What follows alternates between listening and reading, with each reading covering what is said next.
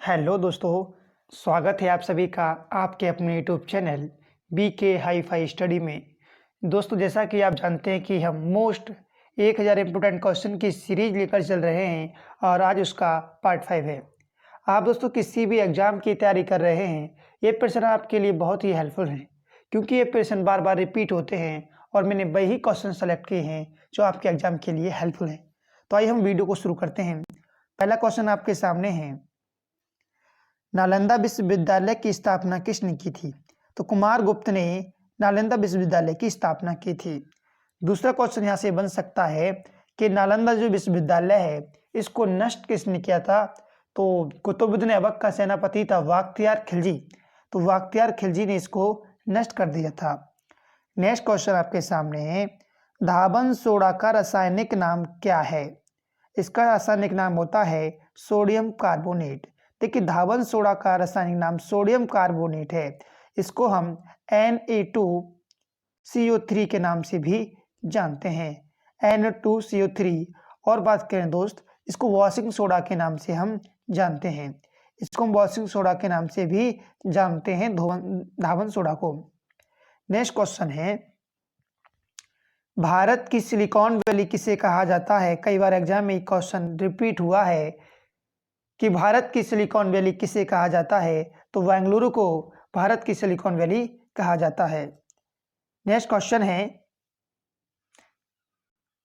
दिल्ली किस वर्ष भारत की राजधानी बनी थी? तो इसका राइट आंसर होगा 1911 में। देखिए, 1911 ईस्वी में दिल्ली भारत की राजधानी बनी थी। अब बात कर लेते हैं इससे क्या क्या क्वेश्चन बन सकते हैं।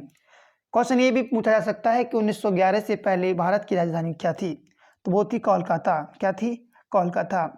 जैसे कि 1911 में आपको पता होगा जॉर्ज पंचम आते हैं और जॉर्ज पंचम ने जो कोलकाता राजधानी थी उसको बदल कर दिल्ली कर दिया था। नेक्स्ट क्वेश्चन, परमाणु ऊर्जा के उत्पादन में किस धातु का प्रयोग किया जाता है? इसका राइट आंसर है यूरेनियम का। देखिए, यूरेनियम जो धातु है इसका प्रयोग परमाणु ऊर्जा के उत्पादन में किया जाता है। नेक्स्ट क्वेश्चन बड़ा ही इंपॉर्टेंट क्वेश्चन है कि भारत में सबसे बड़ा बेसिन कौन सा है? तो जो गंगा नदी बेसिन है ना, वो सबसे बड़ा बेसिन है। दूसरा क्वेश्चन इससे ये पूछा जा सकता है कि विश्व का सबसे बड़ा बेसिन कौन सा है?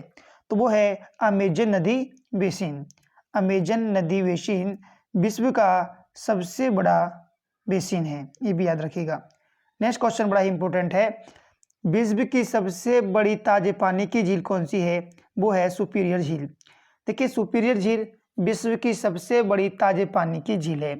दूसरा क्वेश्चन सुपीरियर झील के बारे में ये बन सकता है कि सुपीरियर जो झील है ना, वो कहाँ स्थित है? तो कनाडा और संयुक्त अमेरिका की जो बीच में स्थित है ये झील। कनाडा और संयुक्त अमेरिका के बीच में स्थित है ये सुपीरियर झील। नेक्स्ट क्वेश्चन, विश्व पर्यावरण दिवस कब मनाया जाता है? ये 5 जून को मनाया जाता है।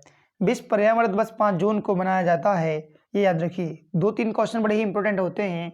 एक तो विश्व पर्यावरण दिवस 5 जून को, ओजोन दिवस 16 सितंबर को, ओजोन दिवस 16 सितंबर को। एक पूछा जाता है मृदा दिवस, तो मृदा दिवस याद रखिएगा 5 दिसंबर को, 5 दिसंबर को, राइट।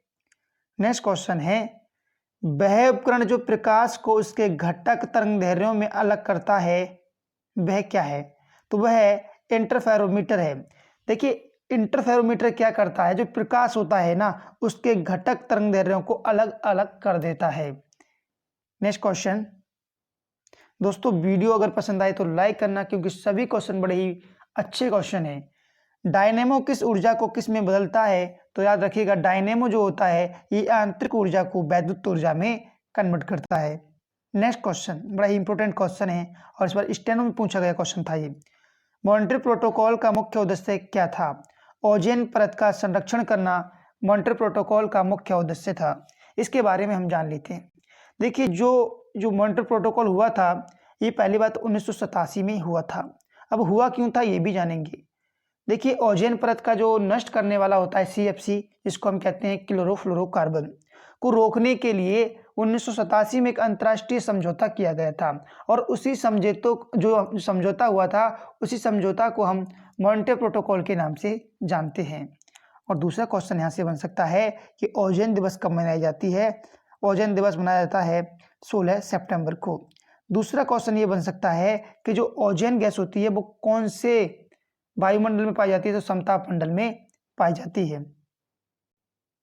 नेक्स्ट क्वेश्चन, साफ रातें बादल वाली रातों से अधिक ठंडी क्यों होती हैं? बड़ा अच्छा क्वेश्चन है, एग्जाम में रिपीट भी होता है। तो विकिरण के कारण। देखिए विकिरण के कारण जो साफ रातें होती हैं बादल वाली रातों से अधिक ठंडी होती हैं। दूसरा क्वेश्चन आपके सामने नया क्वेश्चन है, कोरकाई पोर्ट कहाँ स्थित है? ये तमिलनाडु में स्थित है। देखिए कोरकाई पोर्ट जो है ये तमिलनाडु में स्थित है। नेक्स्ट क्वेश्चन, अंतरराष्ट्रीय समुद्री संगठन का मुख्यालय कहाँ स्थित है? ये आपका लंदन में स्थित है। देखिए अंतरराष्ट्रीय समुद्री संगठन का मुख्यालय लंदन में स्थित है। नेक्स्ट क्वेश्चन, राष्ट्रीय शिक्षा दिवस कब मनाया जाता है? ये आपका 11 नवंबर को मनाया जाता है। देखिए 11 नवंबर को राष्ट्रीय शिक्षा दिवस मनाया जाता है। आपसे एक ये भी पूछा जाता है कि हाथी दिवस कब मनाया जाता है? तो ये आपका 12 अगस्त को हाथी दिवस से मनाया जाता है। ये भी जितने भी मैं आपको एडिशनल फैक्ट बताता हूँ ध्यान से सुनते रहना, क्योंकि ये एग्जाम के लिए बड़े ही हेल्पफुल रहे। नेक्स्ट क्वेश्चन आपके सामने है, मंडल आयोग या कहीं पिछड़ा वर्ग आयोग का गठन किसके शासनकाल में किया गया था? ये क्वेश्चन दो तरीके से क्वेश्चन पूछा जाता है। एक तो किसकी सरकार में सरकार पूछता है तो जनता दल की सरकार में मंडल आयोग का गठन किया गया था। अगर पूछता है, अगर किसी का नाम पूछ लेता है तो वो थे मोरारजी देसाई। देखिए मोरारजी देसाई के शासनकाल में मंडल आयोग या पिछड़ा वर्ग आयोग का गठन किया गया था। ये कब किया गया था? ये 1990 में किया गया था। दूसरा क्वेश्चन यहाँ से बन सकता है वो ये है कि सबसे अधिक बार बजट पेश किसने किया? तो मोरारजी देसाई ही वो व्यक्ति हैं जिन्होंने सबसे अधिक बार बजट पेश किया। कितनी बार? 10 बार। इनके बाद जो आते हैं 8 बार बजट पेश करने वाले, वो आते हैं चिदम्बरम। चिदम्बरम ने 8 बार बजट पेश किया है, जबकि मोरारजी देसाई ने 10 बार बजट पेश किया है। नेक्स्ट क्वेश्चन, दीवाने ए मुस्खराज का पद किस सुल्तान ने शुरू किया था?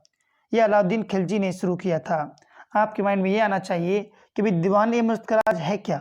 तो मैं आपको बता देता हूँ, एक वित्त विभाग था। ये क्या था? एक वित्त विभाग था जिसको अलाउद्दीन खिलजी ने शुरू किया था। अलाउद्दीन खिलजी से क्या क्या क्वेश्चन बन सकते हैं? बड़ा ही इंपॉर्टेंट क्वेश्चन बन सकते हैं इससे। जैसे कि पहला क्वेश्चन बन सकता है, बाजार व्यवस्था इसने चलाई, सैनिकों का हुलिया इसने लिखवाया, घोड़ा दागने की प्रथा को इसने चलवाया था। दूसरा क्वेश्चन बन सकता है इसकी उपाधि को लेकर के कि सिकंदर ए शानी किसे कहा जाता है? तो वो भी अलाउद्दीन खिलजी को कहा जाता है। नेक्स्ट क्वेश्चन, उस स्थिति को क्या कहते हैं जिसमें कुल आय कुल राजस्व के बराबर होता है? तो उसको संतुलन स्तर बिंदु कहते हैं।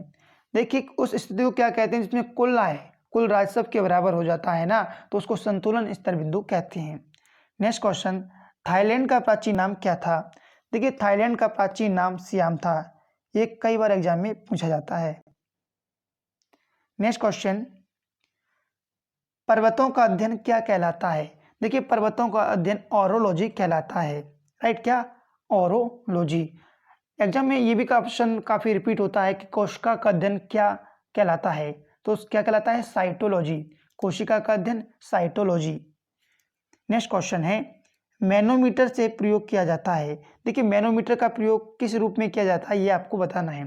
तो गैसों के दबाव को मापने के लिए हम मैनोमीटर का प्रयोग करते हैं। किसका? मैनोमीटर का।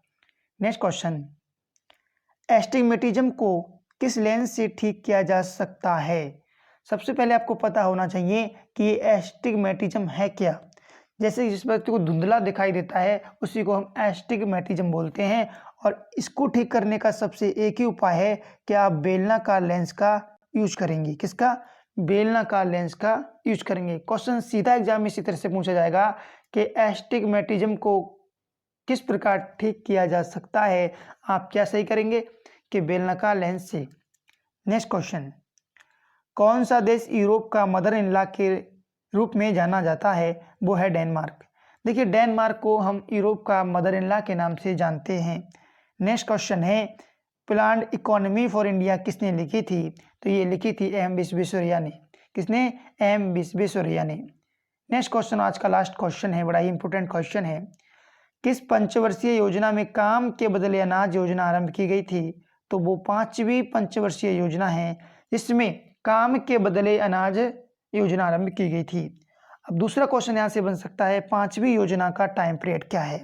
तो ये 1974 से 1974 से 1979 इसका टाइम पीरियड है। दोस्तों अगर वीडियो पसंद आई हो तो लाइक करना, और अगर आपने हमारे चैनल को सब्सक्राइब नहीं किया है तो प्लीज़ सब्सक्राइब कर लेना, और कम से कम 2 दोस्तों के पास इसको शेयर भी कर देना। मिलेंगे नेक्स्ट वीडियो में। Thanks for watching.